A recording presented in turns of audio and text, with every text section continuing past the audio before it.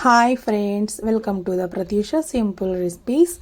ఈరోజు మీకోసం నా స్టైల్లో మొహబ్బత్ కా షర్బత్ ఎలా చేయాలో చూపిస్తానండి. ఇందుకోసం ముందుగా కాచుకొని చల్లార్చుకున్న పాలు ఒక అరగంట సేపు ఫ్రిడ్జ్లో పెట్టుకోవాలండి.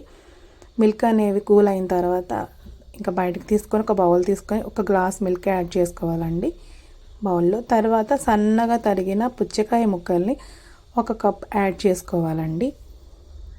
ముందుగా నానబెట్టుకున్న సబ్జా గింజల్ని ఒక 2 స్పూన్స్ యాడ్ చేసుకొని మొత్తం అంతా కలిసేలా చక్కగా మిక్స్ చేసుకోవాలండి.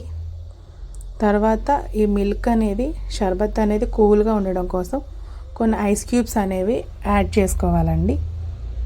తర్వాత ఇక్కడ ఒక గ్లాస్ మిల్క్కి ఒక 2 స్పూన్స్ రోజ్ సిరప్ అనేది సరిపోతుందండి. 2 స్పూన్స్ రోజ్ సిరప్ యాడ్ చేసుకొని ఈ సిరప్ అంతా మిల్క్లో కలిసేలాగా చక్కగా మొత్తం అంతా మిక్స్ చేసుకోవాలండి. తర్వాత ఈ మిల్క్ అనేది స్వీట్గా ఉండడం కోసం ఒక 3-4 స్పూన్స్ పంచదార సరిపోతుందండి, ఒక గ్లాస్ షర్బత్ కాబట్టి.